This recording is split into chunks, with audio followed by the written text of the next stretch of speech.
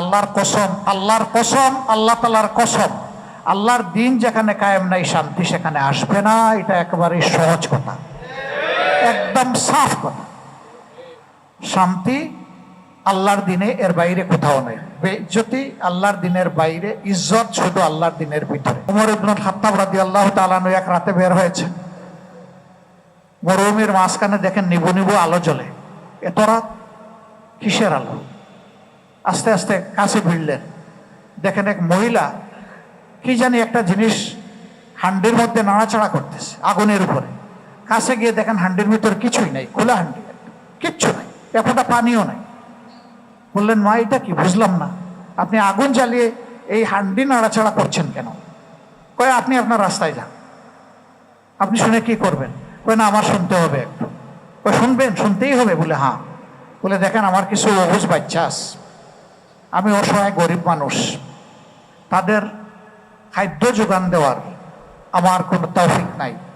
আমি এখন মদিনার পথে রওনা করেছি, আমি খলিফার মুখামুখি হয়ে জিজ্ঞেস করব যে তিনি এই দেশের খলিফা কিনা। যদি খলিফা হয়ে থাকেন তাইলে আমার বাচ্চারা কেন খাবার পায় না? তিনি বললেন যে বাচ্চারা এখন কি হালতে আছে? ওই যে কান্না শুনেন না? তিনি বললেন যে আমি একটু আসি। আর কিছু না বলে তিনি রওনা দিলেন। বাড়িতে গিয়ে স্ত্রীকে বললেন, একটু খাবার দাও তো। খামির তৈরি করে খাবারের বস্তা পিঠে নিয়ে তিনি রওনা করেছেন। তার যিনি সহকারী তিনি বলতেছেন, খলিফাতুল মুসলিমিনের দায়িত্ব আমাকে দেন, আপনি কেন বোঝা বহন করবেন? তিনি বললেন, চুপ থাকো, আমার হাসরের বোঝা তুমি বহন করবে না, আমার বোঝাটা আমাকে বহন করতে দাও। ওখানে গিয়ে নিজ হাতে বাচ্চাদেরকে খাওয়ালেন, মায়ের হাতে খাবার তুলে দিলেন, দিয়ে বললেন যে আগামীকালকে আসেন, খলিফার দরবারে আমাকে পাবেন, আমি আপনার পক্ষে কথা বলব। মহিলা যথারীতি এসেছেন, এসে খলিফার অপেক্ষায় আছেন। দেখেন যে গত রাতের লোকটা আছে, কিন্তু খলিফাকে। অনেকক্ষণ পরে একজনকে জিজ্ঞেস করলেন, খলিফা আজকে আসবে না? বলে, খলিফা তো আছেন। কোথায়? উনিই তো খলিফা। মহিলা ওনাকে বিদায় দেওয়ার আগে বলল, বাবা, আল্লাহ তাআলা খলিফা বানাইলো উমর নামের একজনকে, তোমার মতো একজনকে আল্লাহ বানাইলো না কেন? তিনি বললেন যে না, ওখানে গেলে পাবেন। এখন গিয়ে মহিলা বলতেছে, আমাকে ক্ষমা করবেন, গত রাত আমি আপনার সাথে অশুভ আচরণ করেছি। খলিফাতুল মুসলিমিন বলতেছেন, মা, ক্ষমা আমি করব না, ক্ষমা আপনি আমাকে করেন। আপনার এবং আপনার বাচ্চাদের কষ্ট হওয়ার আগে যে আমি খবরটা নিতে পারলাম না, এর জন্য হাসরের দিন আমার আল্লাহ যদি আমাকে ধরে ফেলেন, আমার মুক্তির পথ খোলা থাকবে না। কিন্তু দুনিয়ায় যদি দয়া করে আমাকে মাফ করে দেন, আমি বেঁচে যাব। আজকে থেকে আপনার পরিবারের জন্য এই রেশন বরাদ্দ করা হলো, আপনার আসতে হবে না, রেশন আপনার ঘরে চলে যাবে। আল্লাহর ভয় যদি থাকে, মানুষ এমনই হবে। আমরা নিঃসন্দেহে খলিফা ওমর হতে পারবো না, কিন্তু তাদের পায়ে পায়েই আমাদের চলতে হবে ইনশাআল্লাহ। এটাই মুক্তির পথ। আল্লাহ তাআলার গোলামের বাস্তব নমুনা মুহাম্মদুর রাসূলুল্লাহ সাল্লাল্লাহু আলাইহি ওয়াসাল্লাম। আর মুহাম্মদুর রাসূলুল্লাহ সাল্লাল্লাহু আলাইহি ওয়াসাল্লাম এবং আল্লাহ তাআলার অনুসরণের বাস্তব নমুনা হচ্ছেন সাহাবায়ে কেরাম রিদওয়ানুল্লাহি তাআলা আলাইহিম আজমাইন। সুতরাং এই দুই নিয়ামত বাদ দিয়ে কেউ আল্লাহকে পাবে না, এটা নিশ্চিত। আল্লাহকে পাইতে হইলে এই দুই নিয়ামতের অনুসরণ লাগবে। আল্লাহ তাআলা যেন এটা বোঝার তৌফিক আমাদেরকে দান। আমরা ভাই কোনো ওয়াদা কাউকে দিতে পারবো না। আমার যেখানে জীবনের নাই 2 পয়সার কোনো গ্যারান্টি, আমি কি ওয়াদা দিব বলেন? কিন্তু এতটুকু বলবো যে যদি আল্লাহ বাঁচিয়ে রাখেন, যদি কোনো দায়িত্ব সেরকম আসে, সব আল্লাহর ফয়সালা এবং মানুষের ভালোবাসার প্রশ্নই কেন, তাহলে ইনশাআল্লাহ আমরা চেষ্টা করব আমাদের মাবুদকে ভয় করে চলার। আমরা চেষ্টা করব আপনাদের আমানতের পাহারাদারি করার। আমরা চেষ্টা করব কোনো দাবি ওঠার আগে নিজের কর্তব্যটা পালন করার, যে কোথায় কি সমস্যা আছে একটু দেখি। যদি আল্লাহ তৌফিক দেন, আপনারা দোয়া করবেন। এখানে আমাদের সেক্রেটারি সাহেব বলেছেন, এর আগেও তার সাথে আমার একটু কথা হয়েছে, তিনি আপনাদের সকলের পক্ষে এই কথা বলেছেন, তার কোনো ব্যক্তিগত কথা এখানে বলেন নাই। আল্লাহ তাকে উত্তম জাযা দান করুন। এই মিম্বর, এই মেহরাব এবং এই মিম্বর মেহরাবের ব্যবস্থা যারা করেছেন, অর্থাৎ এই মসজিদের প্রতিষ্ঠা, ব্যাংক অ্যাকাউন্টে যা জমা এটা আপনি লুকাইতে পারবেন না, এটা আপনাকে দেখাতেই হবে। যদি আপনি না দেখেন আপনি কট, আপনি ধরা খেয়ে যাচ্ছেন। তাইলে ভয়ে ব্যাংকে রাখে না, এখন রাখবে কোথায়? এখন হয় শালীর নামে রাখে না শালার নামে রাখে। আশ্চর্য, বিয়া করার আগে শ্বশুর বাড়ির লোক এত ধনী থাকে না, কিন্তু বিয়ে যেই হইল রাতারাতি শ্বশুর বাড়ি ধনী হয়ে যায়। এটা বুঝেন তো কার টাকায় ধনী হয়? কারণ বিপদের সময় লুকাইয়া রাখছে, যখন তার সুসময় আসছে বলে যে টাকা ফেরত দেও। মশাই, বিপদের সময় জানের ঝুঁকি নিয়ে পাহারা দিছি, এখন এই মাল তোমারে ফেরত দিব, আমি কি এত বোকা নাকি? তুমি যেভাবে হারাম এনে আমার কাছে রেখেছো, যদি এটা ব্যবহার করতে হয় তাহলে তোমার আগে এটার উপর আমার অধিকার গেল। এখন রাতের ঘুম হারাম, আগে ডায়াবেটিস ছিল না এখন হবে, আগে প্রেশার ছিল না এখন হবে, ঘরে অশান্তি ছিল না এখন লাগবে, বউকে বলবে তোমার 14 গোষ্ঠী খারাপ, আমি নিয়ে রুজি করে রাখছি, এখন আমার টাকা দেয় না, যাও। মানে লেগে যাবে এখানে, ভিয়েতনামের যুদ্ধ শুরু হবে, 3য় বিশ্বযুদ্ধ ঘরের ভিতরে, শান্তি নাই। বিদেশে রাখবে, এখন নেটে ধরা পড়ে যায়, ফিল্টারে ধরা পড়ে কে কোথায় রাখছে না রাখছে। দেখলেন না ওই যে 111-এর পরে বনের রাজা উসমান গনি, একজনের ব্যাপারে বিশাল কিস্তি চলে আসলো, একজনই আর নাই, এইরকম লাখ লাখ। এই সময় দেখা গেল কি যে টাকার বস্তা এনে রাস্তার পাশে অথবা পুকুরে অথবা এখানে ওখানে ফেলে রেখে চলে গেছে, কোনো মালিক খুঁজে পাওয়া যাচ্ছে না। মনে হলো যেন হাসরের ময়দানের অবস্থা চলতেছে। ভয়ে যে আর্মি ধরলেই হাড্ডি গুড্ডি ঠিকঠাক করে দেবে, এই জন্য ওই ভয়ে ফেলে দিল। বাইরে কি লাভ হলো তোমার? জনগণের টাকা ডাকাতি করলা, চুরি করলা, কিন্তু তুমি শান্তি তো পাইলা না, তুমি তো অশান্তিতে পড়ে গেলা। এই জন্যে আপনারা দোয়া করবেন, আল্লাহ যদি এই সুযোগ আমাদেরকে দেন, আমাদের প্রথম যুদ্ধ হবে দুর্নীতির বিরুদ্ধে ইনশাআল্লাহ। এই যুদ্ধে আপনারা আমাদের সাথে থাকবেন।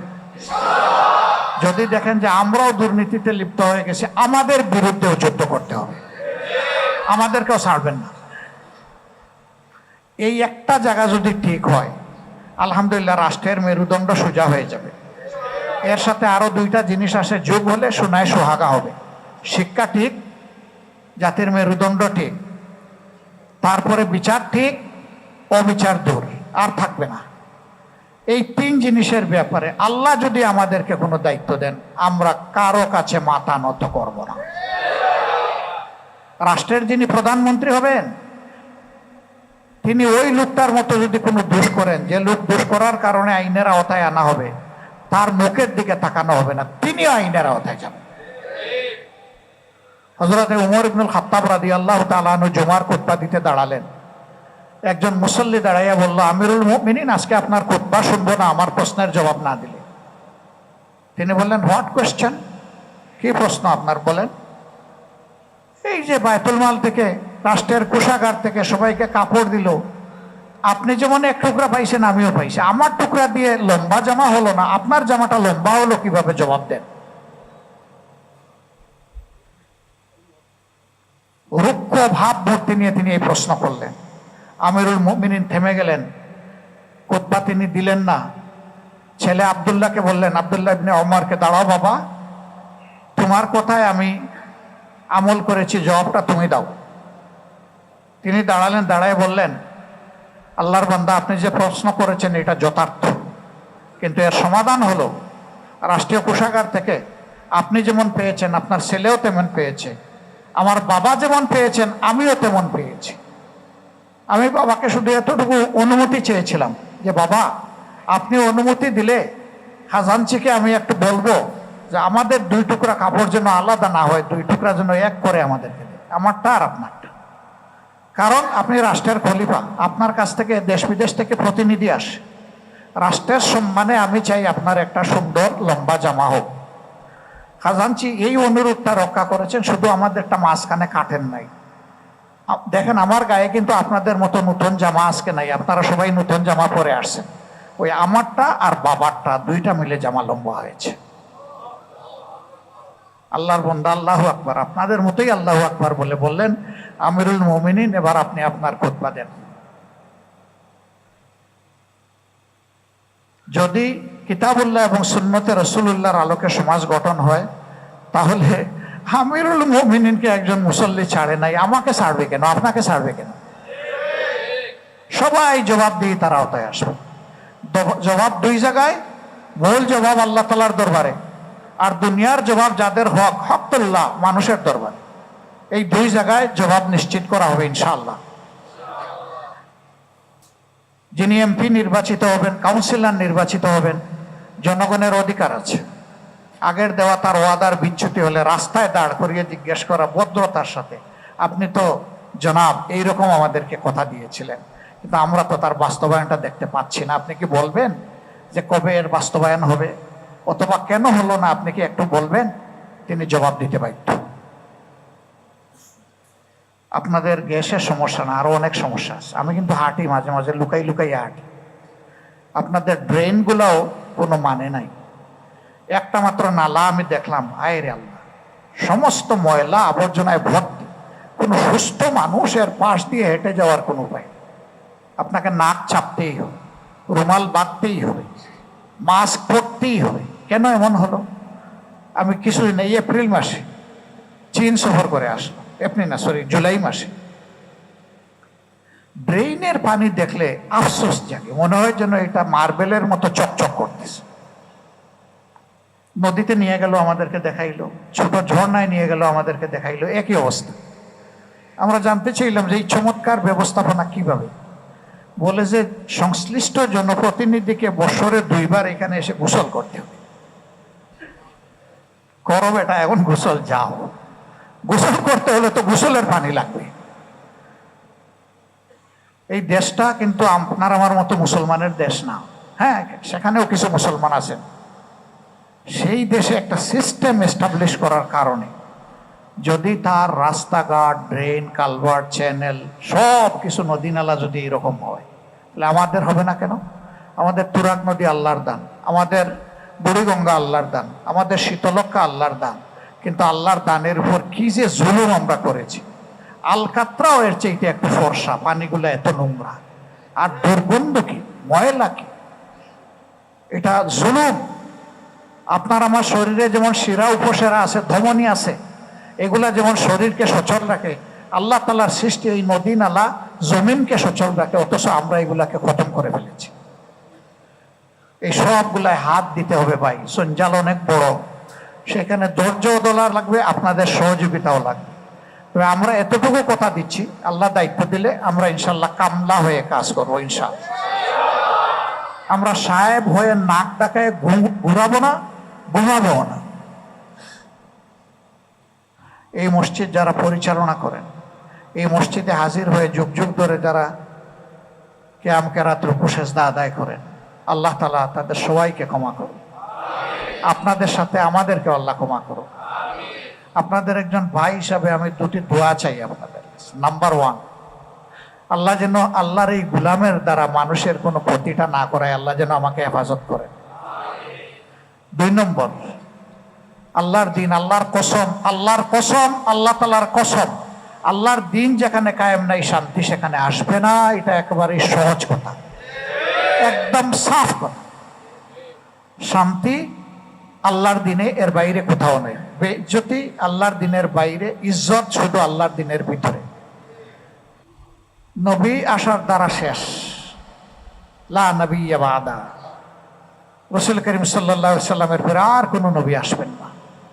একজন আসবেন, নবী হিসাবে নয়, ওই নবীর উম্মত হিসাবে আসবেন, যার লাইফটা ছিল ইনকমপ্লিট।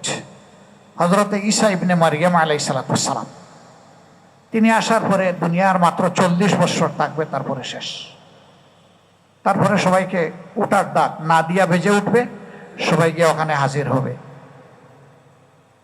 কিন্তু একটা দরজা আল্লাহ তাআলা খোলা রেখে দিয়েছেন, এটা হলো আল্লাহ তাআলার জন্য এবং আল্লাহ তাআলার দ্বীন ইসলামের জন্য যারা পরিশ্রম করবে, লড়াই করবে, তারা যদি আল্লাহর কোনো দুশমনের হাতে নিহত হয়, তারা শহীদ হবে। আল্লাহ তাআলা হাসরের দিন নবীদেরকেও তাদের দায়িত্বের ব্যাপারে জিজ্ঞেস করবেন, কিন্তু শহীদদেরকে তাদের দায়িত্বের ব্যাপারে জিজ্ঞেস করবেন না। তাদেরকে একটা জিনিস শুধু জিজ্ঞেস করা হবে, তাদের কাছে কোনো মাখলুকের কোনো পাওনা হক আছে কিনা। আল্লাহ তাআলা এটাও চাইলে মেহেরবানি করে মিটাই দিতে পারেন তার খাজানা থেকে। ওই ক্ষতিগ্রস্ত বান্দাকে আল্লাহ পুষায় দিবে। কত সৌভাগ্যবান! আমার বড় আকাঙ্ক্ষা, এ জীবন আল্লাহর দান। জীবনে এমন কিছু নাই যা আল্লাহ আমাকে দেন নাই। এখন আমার আল্লাহকে দিয়ে দুনিয়া থেকে বিদায় নিতে চাই। আমি একজন রক্তাক্ত শহীদ হয়ে দুনিয়া থেকে যেতে চাই। আমার জন্য দোয়া করবেন, আল্লাহ যেন আমাকে কবুল করে, তার জন্য, তার দিনের জন্য। যদি গোলামের প্রতি আল্লাহ তাআলা এই মেহেরবানি করেন, তাহলে যত মেহেরবানি আল্লাহ করেছেন এটা হবে আরেকটা শ্রেষ্ঠ মেহেরবানি, এবং আমার জীবন হয়ে যাবে সুরানা, ধন্য। রাসূল আকরাম সাল্লাল্লাহু আলাইহি সাল্লাম বলেছেন, যে ব্যক্তি শাহাদাতের আকাঙ্ক্ষা নিয়ে মারা গেল, সে যদি বিছনায় পড়েও স্বাভাবিকভাবে মৃত্যুবরণ করে, আল্লাহ তাকেও শাহাদাতের মৌতের মর্যাদা দেবে। এ নিয়ত আমাদের সবার করা উচিত। যুবকদের প্রতি আমার অনুরোধ, ভাই জেগে উঠো। ইসলাম দিন সকল নবীর যুগে যুবকদের গাড়ে ভর করে কায়েম হয়েছে, আমাদের নবীর যুগেও তাই হয়েছে। সুতরাং এই সমাজের জন্য তোমাদেরকে কিছু করতে হবে। তোমরা গত বছর কিছু করেছো, আরো অনেক কিছু বাকি রয়ে গেছে, সেই কাজটা করতে হবে। তবে দিলকে হিংসা মুক্ত রাখতে হবে। হিংসুকের দিলে আল্লাহ তাআলার কোনো রহমত নাই। আল্লাহ তাআলা আমাদের যুব সমাজকে সেইভাবে কবুল করুন। যুবক যারা আছেন, আপনারা তৈরি আছেন? মুরব্বীরা তো আর ইনশাল্লাহ কিছু করা লাগবে না, সব দায়িত্ব যুবকদের না। এখানে বুড়া বলে কেউ আমি কাউকে দেখছি না, মাফ করবেন। আমি সবাইকে যুবক হিসাবে দেখছি। যার দিল যুবক সে যুবক, যার দিল বুড়া সে বয়স 22 হইলেও সে বুড়া। আল্লাহ তাআলা যেন আমাদের দিলটা যৌবনের দিল দিয়ে রাখেন। যতদিন আল্লাহ রাখবেন, আমরা যেন নিজের প্রকৃত লাভটা বুঝতে পারি আর মানুষের কল্যাণে নিজেকে উজাড় করে দিতে পারি। আল্লাহ তৌফিক দান করুন। সুবহানাকাল্লাহুম্মা ওয়া বিহামদিকা আশহাদু আল্লা ইলাহা ইল্লা আনতা আস্তাগফিরুকা ওয়া আতুবু ইলাইক। আসসালামু আলাইকুম ওয়া রাহমাতুল্লাহি ওয়া বারাকাতুহু।